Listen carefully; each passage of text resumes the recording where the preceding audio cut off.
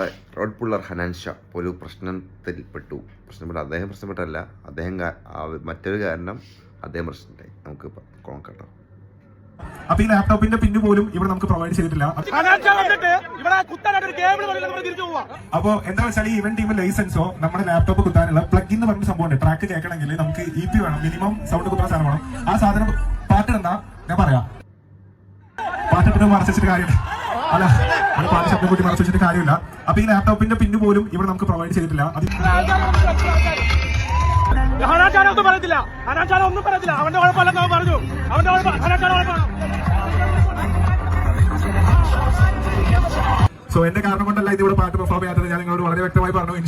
Minimum 2 hours അല്ലെങ്കിൽ 1 hour perform ചെയ്ത് 1 hour നിങ്ങളോട് സ്പെൻഡ് ചെയ്ത് പോകാനുള്ള ഡീലാണ് ഞാൻ ഇവിടെ എത്തുന്നത്. സോ അതുപോലെ ചെയ്യാണ്ട് തിരിച്ചു പോകുമ്പോൾ ഒരുപാട് സങ്കടമുണ്ട്. സോ എന്റെ ഏറ്റവും പ്രിയപ്പെട്ട ഫാമിലീസിനോടും ഉമ്മമാരും കുട്ടികളും എല്ലാവരോടും ഞാൻ മാപ്പ് ചോദിക്കാം. ഇതിന്റെ തെറ്റല്ല, സ്റ്റിൽ ഞാൻ നിങ്ങളെ മുൻനിർത്തി ഞാൻ മാപ്പ് ചോദിക്കുകയാണ്. ഇവർ ഇങ്ങനത്തെ ഒരു പണി നല്ലൊരു മനസ്സിനുടമയാണെന്നാണ് തെളിയിക്കുകയാണ്. കാരണം വീണ്ടും സോറി പറയുകയാണ്. കാരണം അദ്ദേഹം തെറ്റല്ല, കൊണ്ടുവന്ന ആൾക്കാരുടെയും അദ്ദേഹം പറയുന്നത് കൊണ്ടുവന്ന ആൾക്കാരും തെറ്റല്ല, പക്ഷെ അവരെയും തെറ്റാണ്. കാരണം ഇത്രയും ഒരു ക്രൗഡ് പ്ലെയറായി മാറിയിരിക്കുകയാണ് ഹനാൻ ഷാ ഇപ്പോൾ. കാരണം അത്രയും പരിപാടികളൊക്കെ ചെയ്ത് നമുക്ക് അറിയാം, അത്രയും റീച്ചിലാണ് അതെൻ്റെ ഒരു ഇപ്പോഴത്തെ ഒരു നിൽപ്പ്.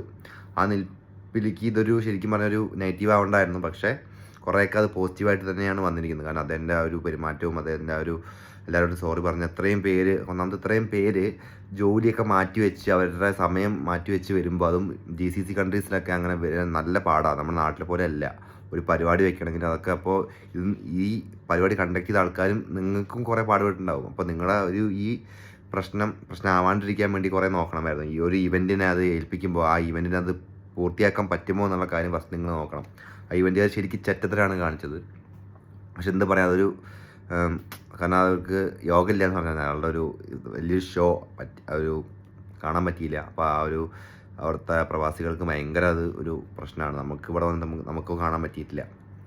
അപ്പോൾ ആ ഒരു കാണാൻ യോഗ ഉണ്ടായി അത്. പക്ഷേ എന്നാൽ ആ ഒരു ആൾ പറഞ്ഞിട്ടുണ്ടാവില്ല 1 മണിക്കൂർ പെർഫോം ചെയ്യാനും 1 മണിക്കൂർ നമുക്ക് നമ്മൾ അവിടെ നിൽക്കാനുമാണ് വന്നത്. ആ ഒരു നമുക്കൊരു നല്ലൊരു പരിപാടിയാക്കാൻ വേണ്ടി വന്നതാണ്. പക്ഷേ അതിങ്ങനെ ആയിപ്പോയി വിഷമമുണ്ട്. അതൊരു സത്യമായിട്ട് വിഷമമുണ്ട്. കാരണം അദ്ദേഹത്തിൻ്റെ ഒരു നെഗറ്റീവ് ആവേണ്ട ഒരു കാര്യം കൂടിയാണത്. പക്ഷേ അതൊരു പോസിറ്റീവ് ഇതായി പോയത്. പക്ഷേ കുറേ ആൾക്കാർ അതൊരു നെഗറ്റീവാക്കി മാറ്റായിരുന്നാൽ മതിയായിരുന്നു. നമുക്കതേ ഉള്ളൂ. കാരണം നല്ലൊരു പാട്ടുകാരനാണ്, നല്ല ഉയരത്തിലേക്ക് എത്തേണ്ട ഒരു കഴിവുള്ള ഒരാളാണ്. അത്ര നല്ല പാട്ടുകളും എല്ലാം നമുക്ക് സമ്മാനിച്ചൊരു വ്യക്തിയാണ്.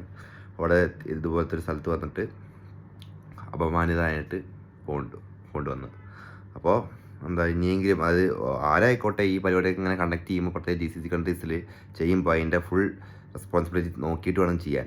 നിങ്ങൾ ചെക്ക് ചെയ്യണം എന്താണ് വേണ്ടതെന്ന്. Okay, thank you.